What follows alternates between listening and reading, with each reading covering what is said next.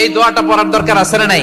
সকালবেলা যদি পড়েন 3 বার, সারাদিন তারা আপনার জন্য মাগফিরাতের দোয়া করবে। আর ওই দিন ইন্তেকাল করলে আল্লাহ তাআলা শহীদ হিসেবে আপনাকে কিয়ামতের দিন দাঁড় করাবে। আবার সন্ধ্যাবেলায় যদি পড়েন, সারা রাতের জন্য 70,000 ফেরেশতা মাগফিরাতের দোয়া করবে। ওই রাতে মারা গেলে শাহাদাতের মৃত্যু নসিব হয়ে যাবে।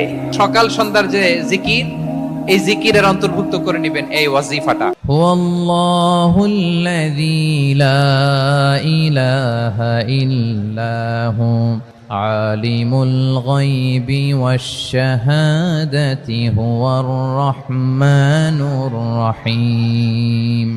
والله الذي لا إله إلا هو الملك القدوس السلام المؤمن المهيمن العزيز الجبار المتكبر سبحان الله عما يشركون هو الله الخالق البارئ المصور له الأسماء